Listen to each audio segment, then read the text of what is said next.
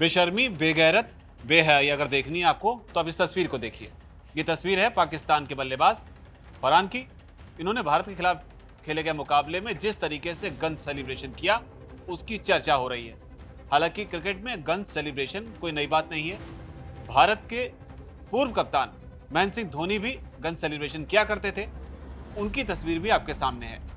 लेकिन दोनों तस्वीरों के बीच एक फर्क है, जिसमें पहला फर्क जो है वो आप जो बैट का हैंडल है उसके तौर पर देख सकते हैं, जिसमें सोशल मीडिया पर चर्चा इस बात की हो रही है कि धोनी के बैट का जो हैंडल है, यानी कि आप इसको अगर गन समझें तो इसका जो बैरल है वो दुश्मन की ओर है, जबकि दूसरी ओर फरहान की गन का जो बैरल है या कहें उनके बैट का जो हैंडल है वो उनकी ओर है। और सोशल मीडिया पर लोग इन्हें सुसाइड बॉम्बर के नाम से जान रहे हैं। दूसरा बड़ा अंतर जो है वो ये है कि वो महेंद्र सिंह धोनी है और धोनी जैसा कद फरहान का है नहीं।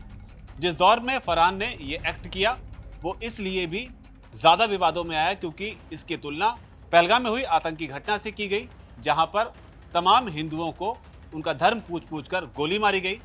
लेकिन फरहान और रऊफ जैसे जो खिलाड़ी हैं पाकिस्तान के, वो क्रिकेट के मैदान पर भी भारतीय सेना के साथ जो संघर्ष हुआ उसे लेकर आ गए। अब रऊफ की चर्चा क्यों? दरअसल हारिस रऊफ जो है वो बाउंड्री लाइन पर फील्डिंग कर रहे थे और यहीं पर वो दर्शकों को कुछ इस अंदाज में उकसाते हुए देखे गए, जिसमें हवा में हाथ लहराकर वो एक इशारा करते हुए पाए गए, जिसे राफेल से कनेक्ट किया गया। क्योंकि पाकिस्तान को आज भी ये लगता है कि उसने भारत के 6 राफेल जेट जो मार गिराए, जबकि सच्चाई कुछ और है। और इस सच्चाई के बीच में पाकिस्तान के साथ जो मुकाबला हुआ, इस पर पाकिस्तानी सरकार का भी रिएक्शन सामने आया है। पाकिस्तानी सरकार में जो रक्षा मंत्री हैं ख्वाजा आसिफ, उनका बयान सामने आया है। ख्वाजा आसिफ का जो बयान है वो रऊफ की हरकत को लेकर है, लेकिन बयान जो है वो फरहान का भी आया है कि जिस तरीके से उन्होंने गन सेलिब्रेशन या कहें AK-47 सेलिब्रेशन करने की कोशिश की, इस पर उनकी अब क्या प्रतिक्रिया है। चर्चा में रऊफ की पत्नी का एक पोस्ट भी आ गया है। ज्यादा बात करने के लिए हमारे साथ चेतन मौजूद है। चेतन, सबसे पहले ये बताइए कि फरहान ने जो ये हरकत क्रिकेट के मैदान पर की, ये किस तरीके से एक स्पोर्ट्समैन की हरकत को माना जा सकता है? क्योंकि पहले भी इस तरह की चीज़ें जो है होती रही हैं, लेकिन फरहान ने इस पर क्या कहा है और इसको किस तरीके से देखना चाहिए?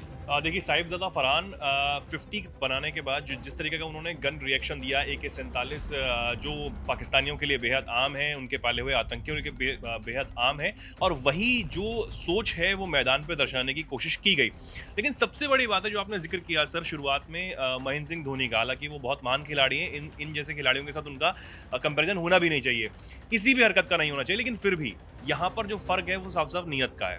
पहलगाम आतंकी हमला जिसमें हमारे 26 लोगों को बेरहमी से मार दिया गया, और उसके बाद पाकिस्तानी जो हैं वो ये कहते रहे कि हमने भारत के इतने राफेल गिरा दिए या फिर हमने ये कर दिया, हमने वो कर दिया। वो उनकी बदजुबानी है, वो जो उनकी चीज़ें हैं वो उनको मुबारक। लेकिन सबसे बड़ी बात है कि फरहान ने जो ये किया उसके बाद उनका स्टेटमेंट भी आया। प्रेस कॉन्फ्रेंस में जब उनसे सवाल किया गया कि भैया आपके इस गन सेलिब्रेशन पर बहुत सा विवाद खड़ा हो रहा है, सोशल मीडिया पर कई लोग आपको पहलगाम हमले से जोड़ के देख रहे हैं, इन चीज़ों से जोड़ के देख रहे हैं कि उकसाने का आप काम कर रहे हैं, आप बता रहे हैं कि देखिए किस तरीके से लोग मारे गए बेरहमी से। तब उनका जो स्टेटमेंट सामने आया, उन्होंने कहा कि अगर आप छक्कों की बात करें तो ये आगे भी बहुत देखने को आपको मिलेंगे। जो मैंने गन सेलिब्रेशन किया था वो बस उस समय का एक मोमेंट भर था। मैं आमतौर पर 50 रन बनाने के बाद ज्यादा सेलिब्रेशन बिल्कुल नहीं करता हूं, लेकिन अचानक मेरे दिमाग में आया चलो आज कुछ नया कर लेते हैं, कुछ अलग कर लेते हैं, तो मैंने वो कर दिया। वो ये बताने की कोशिश कर रहे हैं कि मैदान पे हीट ऑफ द मोमेंट में उनसे ये हुआ या फिर उन्होंने वो करने की कोशिश की। लेकिन सबसे बड़ी बात है कि इसको जोड़कर क्यों ना देखा जाए। अगर फरहान ने किया होता, चलिए ठीक है, वो जो स्टेटमेंट दे रहे हैं कई लोग उससे मैनिपुलेट भी हो जाते, लेकिन दूसरी तरफ रऊफ ने जो किया बाउंड्री लाइन पे कि 6 और 0 का इशारा करके वो इस तरीके से इशारा कर रहे थे, और सीधे तौर पर वो दिख रहा था कि पाकिस्तानी सरकार, पाकिस्तानी आर्मी जो कहते हुए नजर आते हैं कि भैया हमने 6 राफेल भारत के गिरा दिए थे। बिल्कुल। और जो आपने नियत की बात की, यहाँ पर लोगों को ये भी याद दिला दे व्यूअर्स को कि हारिस रऊफ का ये जो एक्ट रहा ये नया नहीं था। प्रैक्टिस सेशन में भी लगातार वो 6-0 की जो है वो बात करते रहे। सोशल मीडिया पर भी पाकिस्तान की ओर से लगातार 6-0 को ट्रेंड कराया गया, यानी वो इसी मानसिकता से और इसी बदनीयती से इस मुकाबले को खेलने आए थे। हाँ चेतन। नहीं बिल्कुल, और वो ऐसी ही मानसिकता से ग्रसित हैं, ये सबसे बड़ी बात समझ आई है। ये ऐसी बातें ये तो अब मैदान पे लोगों को खुले तौर पर दिख रही हैं, टीवी पे लोग देख रहे हैं, सोशल मीडिया क्लिप्स के जरिए लोग देख रहे हैं, लेकिन पाकिस्तान के कई ऐसे खिलाड़ी जो ये बताते रहे हैं कि हमारे साथ किस तरीके का डिस्क्रिमिनेशन हुआ। दानिश कनेर एक बहुत बड़ा एग्जाम्पल है। ऐसे बहुत से खिलाड़ी हैं जो शाहिद अफरीदी जो इन दिनों बहुत बड़बोले हो रहे हैं, बहुत बहुत कहें कि बदजुबान उनकी बहुत ज़्यादा सामने आ रही है।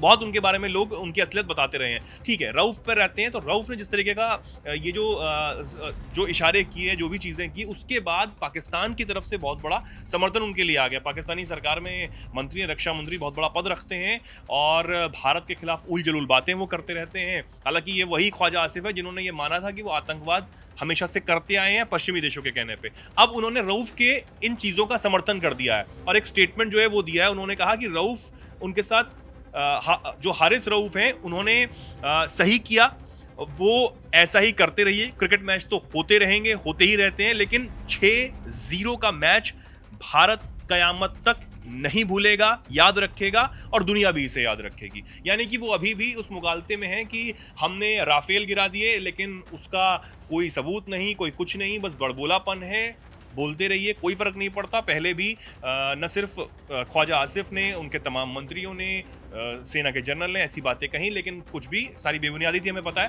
लेकिन दूसरी तरफ अब वो इससे भी जोड़कर, मैच को इससे जोड़कर देख रहे हैं। और दूसरी बात इससे ये भी समझ आता है कि शोएब अख्तर और तमाम जो खिलाड़ी हमें नसीहत दे रहे थे कि आपने हाथ नहीं मिलाया तो वो एक गुडविल जेस्चर नहीं था, हमें करना ही नहीं था। दूसरी बात ये था कि स्पोर्ट्समैनशिप भी आपने नहीं दिखाई। तो अब कहाँ गए वो?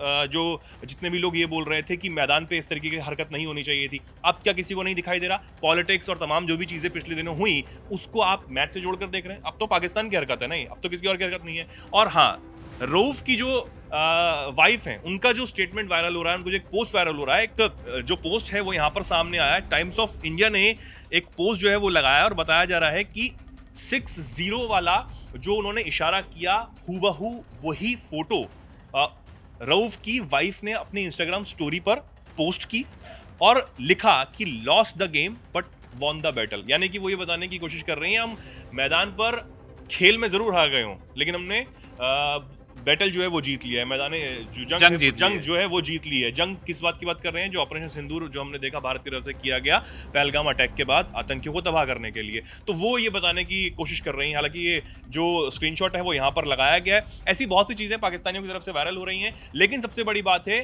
कि बहुत से ऐसे पाकिस्तानी खिलाड़ी हैं जो अपने खिलाड़ियों को कोस रहे हैं, बता रहे हैं कि आप सिर्फ यही करने लायक हैं। 200 का अगर टारगेट होता, शोएब अख्तर कह रहे हैं कि अगर इनको 200 का टारगेट भी इंडिया को दे दिया होता पाकिस्तान ने, तो भी ये नहीं बचा पाते, तब भी वो मार देते। अभिषेक शर्मा जिन्होंने एक कैच छोड़ा तो बहुत ट्रोल करने लगे थे उनको लोग, उन्होंने 74 रन बना के बता दिया कि नहीं भैया, अपनी औकात में रहो, जो हम समझ सकते हैं हम वो कर रहे हैं, आपको इतना बोलने की जरूरत नहीं है। तो उन्होंने बता दिया।